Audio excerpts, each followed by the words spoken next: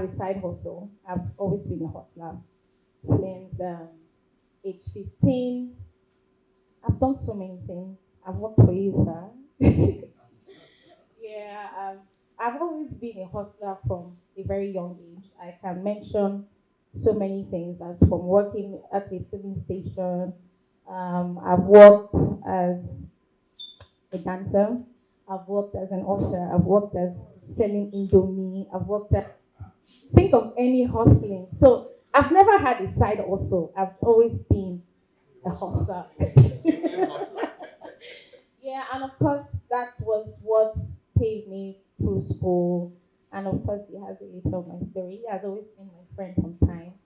And I graduated as project management. It was not it wasn't a certified course as at that time. It was just project management until later it became a course that everybody started buying into. It was management technology, but I graduated as a project manager, maybe because they've already certified it. So lucky to have that skill or that certificate. Along the line, because I've always loved entertainment, my mom didn't want me to go into entertainment. She wanted me to be, because she just felt like she had a very bright child. So she should go into sciences or she should go into engineering. She was just looking at me like, you can work with, you look like someone that can go into engineering if you don't like being a doctor. So many reasons and so many persuasions, and I kind of found myself in science class. Though I went to art class, but my mom dragged me back to science class, and I struggled my way out to graduate as a project manager. If I probably had gone to theater art school, maybe I won't even be a photographer, But some along the way, I was inspired by so many things I saw in the entertainment industry because of the experience I had. I saw so many things that I wanted to be. I wanted to be so many things, by the way. But I knew that everything I wanted to be was my passion for art. I love everything art. I love colors. I just love anything that had to do with beauty. And I thought of so many things I could put my hands on until photography. And I thought it was going to be so easy. Just pick up the camera and just take pictures and they pay you and you're fine. And of course, I did not have the money for a camera. And I started with this Samsung pocket camera in school, because I started photography in school. But it was just for the fun of it, People called me, and I like to go for parties, so I'm into entertainment. So they always like to call me, so how do you guys used to do it now? All those shows you do. So I was always there to organize and also take pictures for my friends, and I wasn't really paid for it. Sometimes it just give me some change to go and do printing. So it was just for the passion, it was for the fun. And of course, I still had other hustles I usually do to take me through school and whatnot. How I met photography is a really long story. I don't even know where to start from, but it was how I fell in love with a photograph I saw at the cover of a magazine. And from there, I just thought I could do this. And I didn't know how I was going to do it. And it had to do with a lot of training myself, because at that time, there was no internet for you to learn photography. There was no photography school as at that time. So I had to teach myself photography the hard way. And of course, there were a lot of mistakes along the line while I was learning the art of photography. I started the business by renting cameras. And OK Japan, I don't know if you know him, he's like one of the leading people who sell it's still there, yeah. So I approached him and I told him that I had an event and I wanted to cover it and this is what they're paying me. So I was covering a wedding for 45,000 naira, and I was going to give them an album. I don't even know why I even did that. So I just said for it's just shoot it, and my gain will be 15,000 naira if I, So I spoke to him, I opened up to him, I told him that this is what they are paying me, that please come and give me camera to rent. And he was very kind enough to give me for a token. But he told me that I should promise to return it the next day, that he doesn't do such. And so that was how our relationship started. I always give him credit to my photography background because if I had waited to save money or keep hustling, I probably wouldn't have raised the money to have that camera, my first camera. So I just kept moving. I did not make any gain from that wedding. It was such a foolish idea for me to have.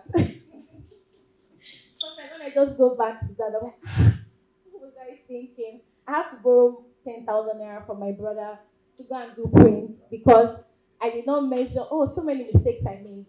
But the good thing was that the client got the album and the client was very happy. And, and that was how it started. I started getting referrals, still making and repeating the same mistakes, but I still kept going and I wasn't making money. I forgot myself. I was just getting too passionate that people are even calling me. I'm borrowing cameras.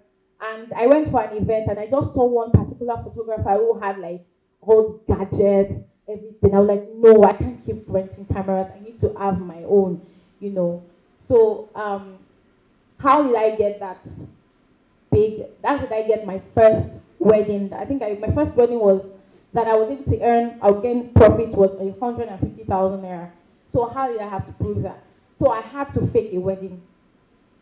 And yeah. So I had to fake a wedding. I got a couple. I just got like my friends. I just told them, see, how can we rent a wedding gown? You suit. You can always find suits now. So let's go to Alausa Park. So I said, let's go to Alausa Park. I rented the cameras. I put lights, did everything. And I went to, in front of a church. There's a church somewhere around Ogba. I just said, just stay in front of the church. So it just looked like it's a wedding. And I started putting it on my BBM. Yes, it was my BBM. And they were like, oh, yeah. What? Yeah, BlackBerry time, yeah. So I was posting a lot of all the moments. I even had to beg my friends to, fake a kiss, please.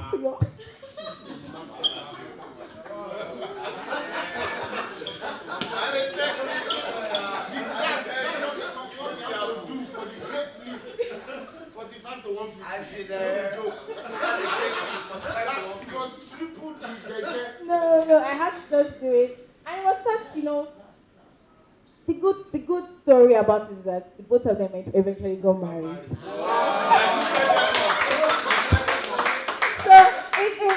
So that day was how they met. Did they pay for the picture? Oh no!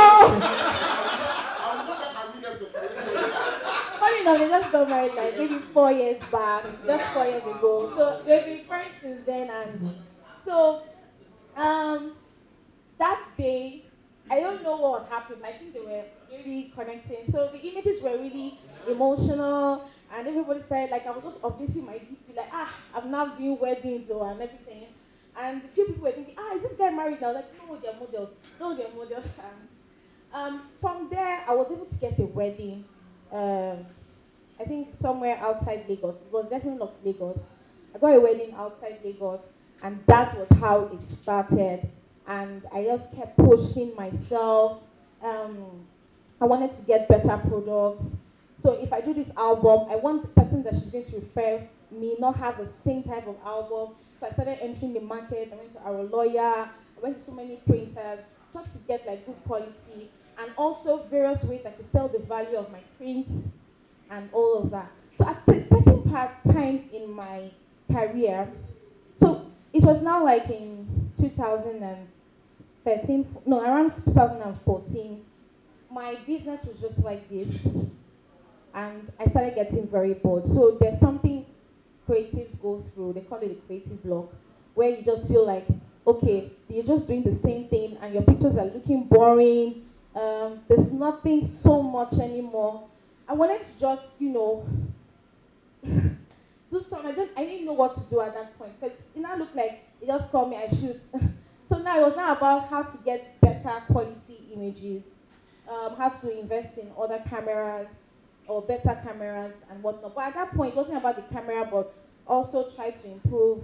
So I had to invest in learning more, and I was able to. YouTube was now like fire at that time. Everybody could now be in touch with. So I was reading a lot and improving on my skills. So I just thought that, okay, I've been doing weddings and it was bringing in money for me, and I wanted to do what I truly love. And that was the picture I saw at the magazine at CMS. And I wanted to start doing portraits for people because that's the one I truly love.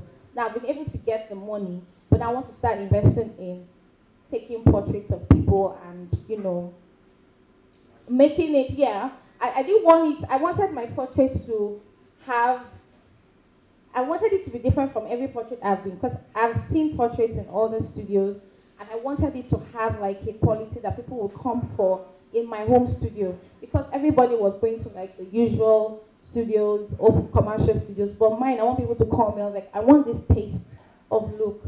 So I did a lot of research on how these people do great images abroad, and then I realized that I needed to upgrade my lenses and whatnot. So that's on the side. I was trying to improve myself.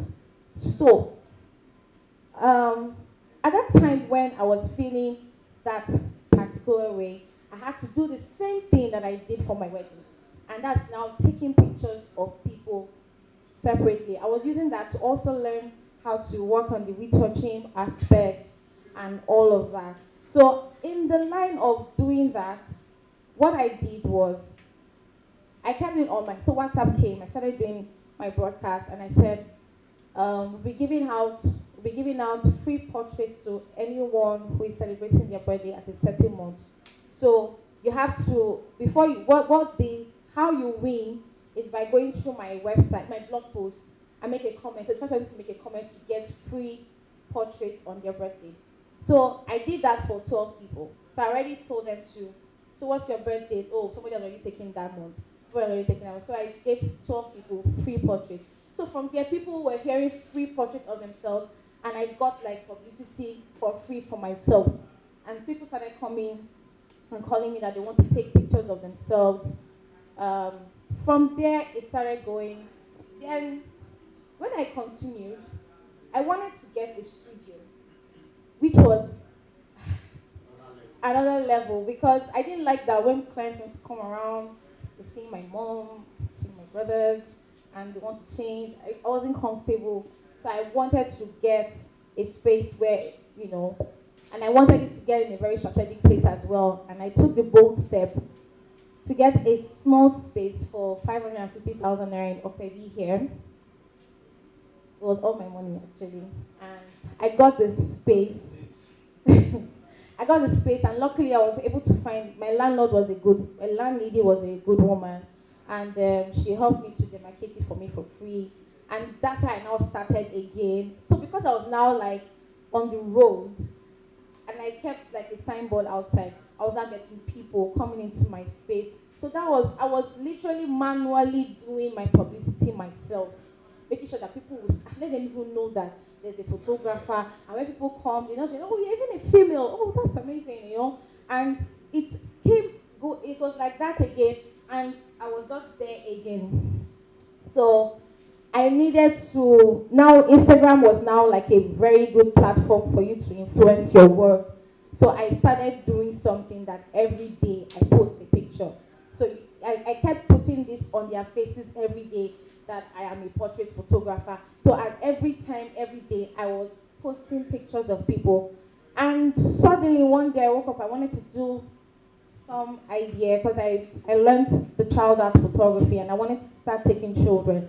And because I am a woman, I understand that when a woman has a child, she will do anything to make sure that she takes the child's portrait on their birthday every year. Women love to take pictures of their children as they are growing. So I stole that psychology that women will always want to take pictures of their children.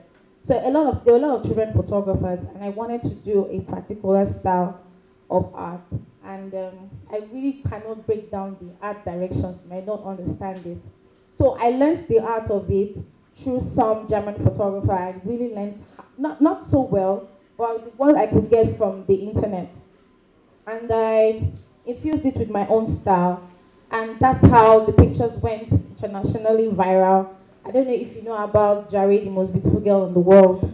So I was a photographer who took that, and that was how I had a market for. That's how I had a market for Jare. and a lot of people come. I actually made a lot of money from photographing children. You know, the women will go all, even when the men are like, why? They will go all out. Just I want my child to look pretty, especially girls. Women with girl children. They will go all out to get the pretty dresses, make their hair, make them look beautiful. And that was how it all started. My business now looks like, okay, I think I'm now running a brand. I think I'm now running an outfit. But it was still challenging. Of course, I've been running my generator for 2 months now, non-stop every day. I have 10,000 reasons to say I'm not doing it again. So now I'm thinking, what can I do? I don't want to increase my price. And I don't want because I know that if I increase it, some people will still afford it. But I want to have the opportunity to be working every day. This is the point where I am also trying to re-strategize. So it keeps coming every day. There's always something that faces you that you just have to overcome. And I actually love challenges. Maybe because I've always been a hustler at a young age. So when it comes to me, I'm like, so what can I do now to overcome this that has come in front of me? I have had many reasons to give up along the line. I opened after this one, I opened another studio in Okwebi, and when we now realized that a lot of people call us from Lekki, especially from the island, and they were like, oh, you're on the island, blah, blah, blah. And I just thought that, okay, I think it's about time that we move to that place so we get more clients. And I would have to be honest, when I moved in there, I realized that my client base was, so what we did was, before that time, I had someone who was attending to my phone calls, and I told her that for every person that calls, please make sure you ask for their location.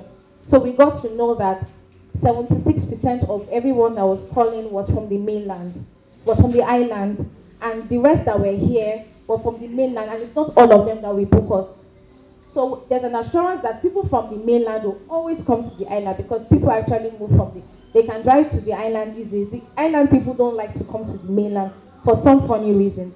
So I took the bold step to get an apartment that was 3 times or 2 times, it's 3 times the normal cost of my place.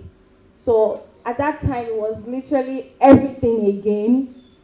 I used to get this space, and voila, we were making the money that we want. So it's quite expensive living on the island, but we had to level up with the income coming in.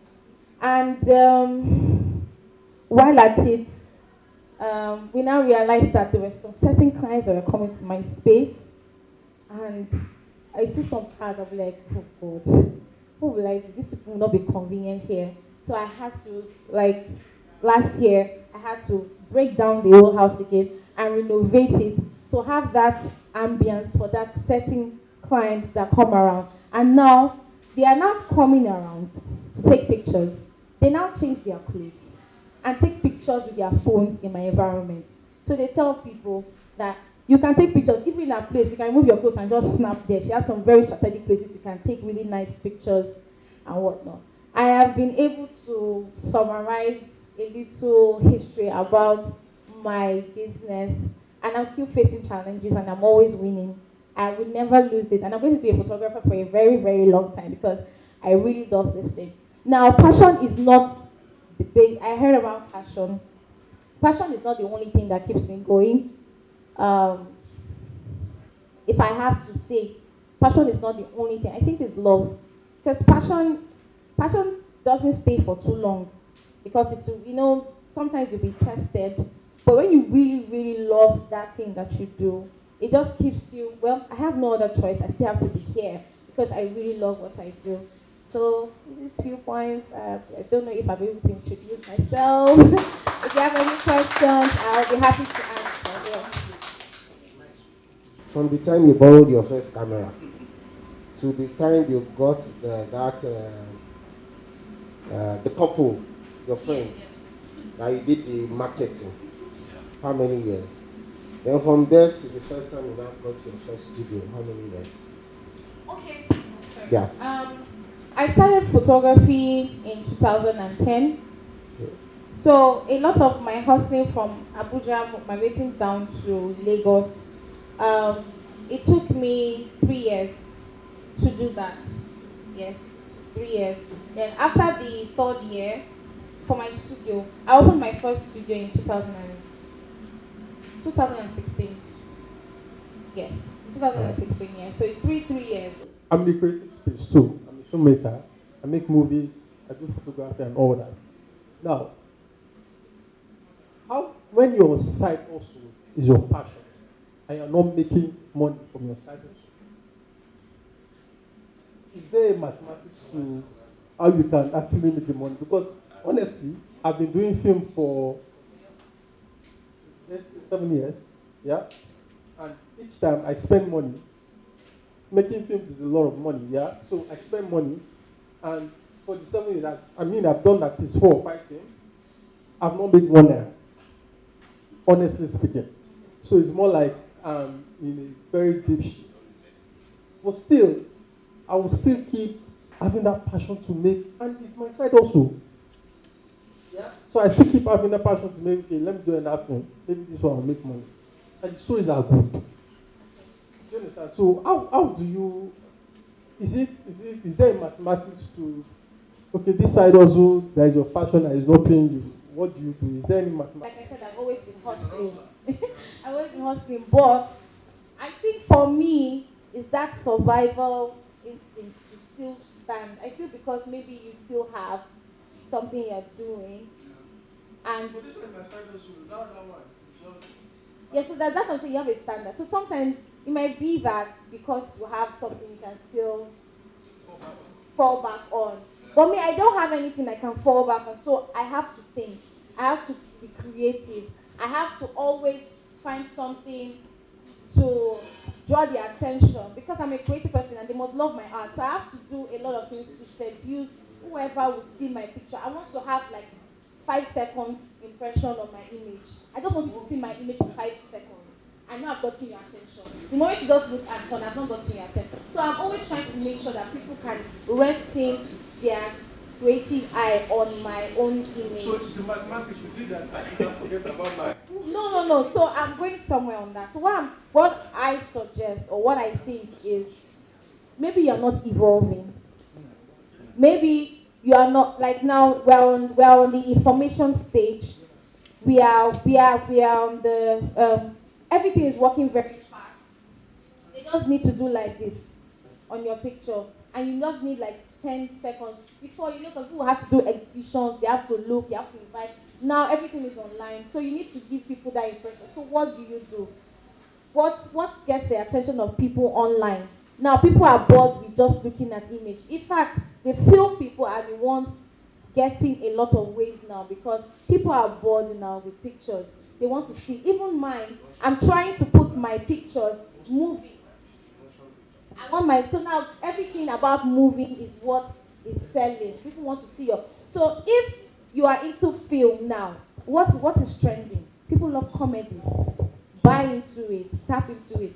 You can invest in comedians, create a film, 2 minutes. Nobody wants a long film again on Instagram. And you brand up yourself, and they know you that you're a filmmaker. So maybe you're thinking too big. You can start doing it small because now comedy and many influencers are the ones that are getting a lot of waves. So you probably have to invest on those certain people now instead of waiting for you to have that big break of doing a film or a movie. People are doing 1 minute movies and are doing pretty well now. So you have to probably see what's going on now. Okay. Yeah. All right. I just want to buttress what she has said. I think when she was even giving her story, she said something when she was making just for 5,000 naira. And then she knew that she needed to change her tactics. When you're doing the same thing, you need to reanalyze what you're doing. Maybe something you're doing wrong and try to, make some changes to your ways. Just like she has suggested, look at other things that you need to do that might bring income and then give you that sense of, okay, there's something in this for me. So there was a time when I signed one artist, the Orezi. Yeah, when I signed him at the time, we were doing normal just shoot videos and everything. But we were not making money at that point in time. And I knew I had to change tactics. So what did we do? We said, let's collaborate with other people. Let's stop doing what we need to, what's just only him releasing music. So we looked for other artists, DJs, and we collaborated. And that brought him forward. And then we started making money. So you need to just reanalyze your business and check one or two things. It might just be one or small tweaks here and there, and then things start working. Yeah, I think it doesn't just apply to creative people. It applies to everybody. Even like people come to me and they're saying, oh, they have this hair, they want to sell it, they want me to take the pictures. I'm telling them that I don't have to take pictures of your hair. You can sell it just by influencing yourself. What else? A lot of people just look at the product and they just think it's the product, but you don't know that the product you're selling, you're supposed to influence yourself. Sometimes you see some stupid, I don't like to call them stupid, but you see some people that are influencing and you're just wondering why people still go there and give them their products to influence it for them. They just know that. It's not value. She understands it now. Let me give an example of the popular now. A lot of people don't understand what he's doing and why he's doing that. But the most important is that they know that a lot of people go there to go and gossip that, what did this one say? So you that's value. You see that thing, that's what he said. Somebody is saying, let's give that guy 7-Up to sell. Just let him hold that 7-Up, being like this. At least they are saving that 7-Up, that is drinking 7-Up. They don't even mind investing in your stupidity. What is that? So in everything, there's an opportunity out there for you to tap on. So it's just very interesting that they're actually making it very easy for us to market now. We don't need to put anything on the billboard. You can do so much online. Digital marketing is now big ace at this point. And if we don't evolve, you just keep going back. A lot of businesses has died down because they did not evolve with social media. The way I'm seeing the photography industry, I will only advise photographers to do more work. Not only do you put your image there, but try to influence your personality with that image, and also evolve with what's going on. Because what we are hearing now is very soon cameras will be obsolete. So what do I do when cameras are obsolete? That's the reason why I always say myself as I am going to be an artist. So I see myself, if there is not that, I can still build your image. You will still need my knowledge on how to build an image. If at the end of everything they say pictures are going to be on 3D, no more. All they need is just take a picture of the phone and somebody use a 3D effect on their whatever, and they don't need our cameras anymore. I will evolve to that. It's just as easy as that. I'll just keep evolving. Yeah.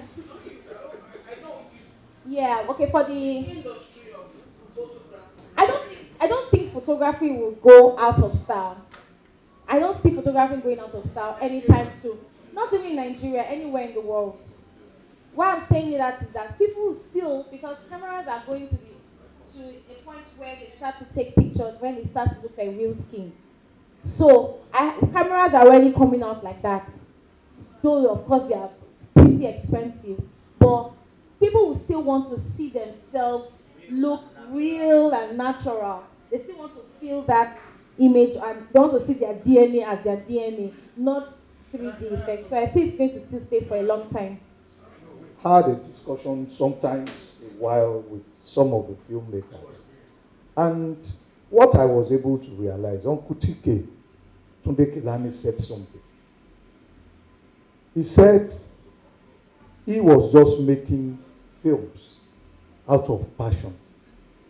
He wasn't thinking of the business angle of films. But it was Kunle Afolayan that opened his mind and his eyes into film making and making money.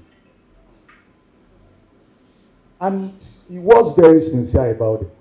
Because I remember very well, a long time ago in his studio, around our show beside, the man his studio was in his house with his family and everybody. and he was buying cameras. He was buying cameras, and he wasn't living well. He was not living well. You can attest to what I'm saying, my brother. And by the time he evolved into a better person, he did a short film recently. Not even that, a short film that won an international award. And when he was hosted at Freedom Park, people were surprised when he said he shot the film with a telephone. He said somebody just told him, Uncle, do you know this telephone you are having is 4K or whatever? And he said, what are you saying? He said, this phone can give you a very good movie. He said, and he tried it. And what came to his mind was, he started imagining the number of people he would have taken along when he wanted to go and shoot the movie, the number of equipment he would have hired, or he would have whether taken along with him, the logistics and everything. So I think, like you rightly said, you need to really understand the business angle of the movie making that you're doing. And like they all said, you need to evolve. You need to evolve. As I'm standing here, I've been in the marketing communications industry for almost 25, 30 years. And you can believe that I'm just starting a side hustle of making liquid soaps. It's a side hustle. And within just about 3-4 months, I realized that this thing that I call side hustle is a big hustle. It's a big business. And it has evolved from the small thing into a big thing. So, my brother, you need to evolve. Sit down, think within yourself. If you have done 7 movies and you've not made profit, it's either you stop being in that profession or you evolve. Thank you very much. Is my name. Still on this. I'm interested in this film talk because that's the field I have been for a bit above 30 years. So, and the big problem there is that a lot of us, not just Tunde Kelanu, like you said, we went in without passion. In fact, the greatest problem with the film thing, if you are a real artist, it's only God that will help you so that you won't die of hunger. Unfortunately, in my case, I'm on the same field, in the same field with my wife. She's passionate about the industry. She read theater arts, majored in directing. She still directs. She's count about top 3 female directors. She's one of them. I've also been in the industry. I'm still in the industry. We've been in different capacity, the politics side of the industry and everywhere. But the greatest problem, the greatest asset for you that will see you through that industry is still the greatest problem, which is the passion. You are so passionate about it, you can even do it, go and do something for free. Because that's one of the very few jobs I know that you are happy doing. Even if you are not paid, you do it as if you are paid millions. But then that has to stop. In a way, if there's a way you should find a balance between that one and then we've actually defined filmmaking. And that's what I keep telling our people now. Filmmaking is not only about getting artists to stand before camera and you put light. You have to think of documentaries. There are good documentaries that will give you, and you don't need anybody. That's the only thing you can do all by yourself. So long you know how to trick the camera. And most of them these days, they are much more easier than those days. You don't need a focus puller, you don't need to do some of this thing. There are good cameras, they are focus everything. You can put on auto and you do your film. And when you need to do manual, you can tweak it. You don't need, if you are doing some of these big high-end cameras, like the other little guy making millions of dollars on YouTube. What's that name? Mackenzie. Yes. No, they started by using phone. So the more you know about this job, the more you know about this thing, sometimes is the biggest problem. You talk about TK. TK was living in that Sende Callisto. On the other side was Wale Adenuga's office. I'm sure Wale Adenuga doesn't know much about this photograph, but he's making hell of money. He's a businessman. He's a businessman. So when you now go about in business, you will look for the best hand, those who have a passion. They will do it. So I used to use them as CTK, Wale Adenuga. This one, he knows everything about the job. He knows everything about the camera. This man knows nothing about it, but he knows how to make money using people like this. So we have to think, we really need to think. The passion is very good. I think I agree with my sister with all her summation. The place of passion and love that she said, I said no. For me, that passion is deeper than love. Because that time that you want to leave the business, no money, the only thing that will sustain you when love cannot, passion will sustain you. Marriages won't fail if we marry ourselves out of passion. But because we marry out of love, at the time the love will cease. Passion don't cease. Yes, passion remains there. That's what I think it's an intense form that irrespective of the weather, my wife might say you talk too much or you don't have money. I'm going, you are troubling me. In passion, you don't see that. Whether the thing is paying you or not, you are doing it with so much joy.